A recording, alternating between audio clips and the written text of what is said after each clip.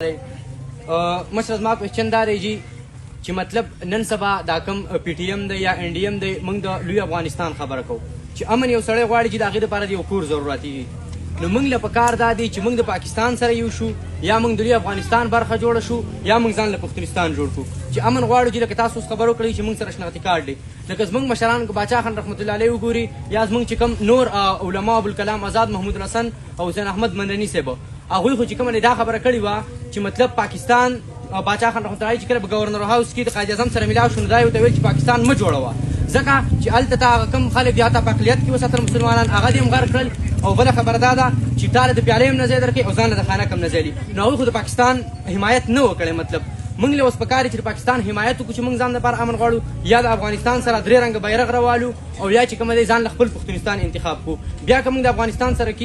یو ځای کېدل غواړو نو موږ له درې رنګه بیرغ پکار دی که موږ له د امارت اسلامي سپینه جنډه پکار دی داسې پکار ده مننه داسې یو کنفیوژن په پښتنو کې جوړ دی که نه د دیوبند علماو د هند ماتېدو سره اختلاف ساتلو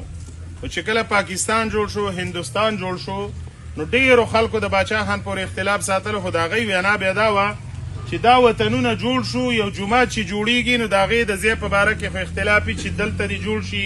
دلته دې جوړ نه شي وړوکی دې جوړ شي غټ دې جوړ شي خو چې یو جومات جوړ شي نو بیا په هغې کې اختلاف نه دی پکار بیا به اختلاف ختموو بیا به دې جومات ته مانځله راځو د خدای عبادت به پکې کوو د پاکستان دننه خو موږ ټول باز تاسو ته وکړو زموږ دا څومره خبرې چې دي دا څومره مبارزه چې کومه ده تر څو پورې چې زموږ په جګونو کې د پاکستان شناختي کارت دی موږ د پاکستان د آیین لاندې خبره کوو د پاکستان د آیین دننه خبره کوو دویمه خبره داره ده تاسو ته چې ما د فاټا خبره وکړه د ډیورنډ لاین خبره مې راته وکړه دا کرښې پیرنګي راښکلي دي دا کرښې موږ نه دي راښکلي دا کرښې نورو زورورو راښکلي دي او دا خاوره ماته کړې ده دا خاوره ماته کړې ده خو که دا قام یو شي په دې قاو کې اتفاق راشي نو زه اکثر مثال ورکوم چې پنجاب په پاکستان کې ترقي کړې ده موږ یې ولې نشو کولی سند په دې پاکستان کې ترقي کړې موږ یې ولې نشو موږ یې ځکه نشو کولی چې زما سړی تکړه مخې ته نشته د قام وکیل تکړه مخې ته نشته د قام د اختیاراتو او د حقوقو مالک مخې ته نشته خبره د سیاست ده د اختیار ده تر څو پورې چې په قام کې یووالی نه راغلی د هغې نه پس د دې حدودو نه وتل دا د قام دپاره بله تباهي ده په دې باندې تاسو ځان کلیر ساتئ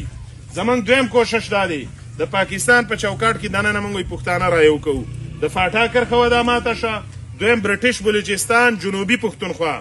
14 ضلعې چې کوم دی دا په بلوچستان کې پښتانه ترې ناخبره دي 14 ضلعې دویم هدف زموږ دا دی چې را پښتانه د دې دننه رایو کړو د هغې نه پس بیا چې د اقام کومه جرګه ده تاسو چې څنګه خبره کوئ چې پښتونستان جوړو که لوی افغانستان جوړو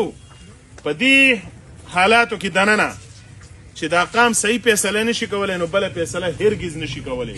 بله فیصله کې کېږي نور به دا قام تباهي لځي د پاکستان د حدودو دننه نو لومبیا د پښتنو یو کول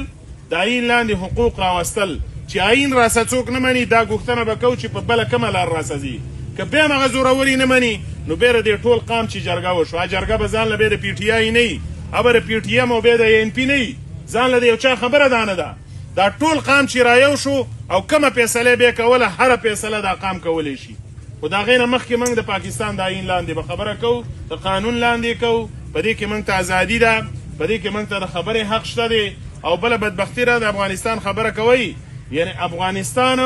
کله راغلی دی چې زموږ سره جرګه کړې چې ورونو څه مسله ده دته څه رسه وکړو افغانستان ته خدای خپل خیر پېښ ځان له په مسلو کې ګیر دی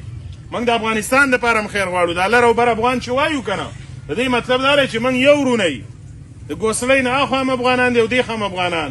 مسایل هم یو دي نو موږ د افغانستان دپاره هم څوکالي ازادي خپلواکي او خیر غواړو او د دې پښتونخوا دپاره هم غواړو خو لومبی به د قام یو کول بیدارولي چې قام یو نشي نو ځینې خبرو ته که موږ وړاندې تګ کوو د هغې په نتیجه کې به نورې تباهي او بدبختۍ راځي ډېره مننه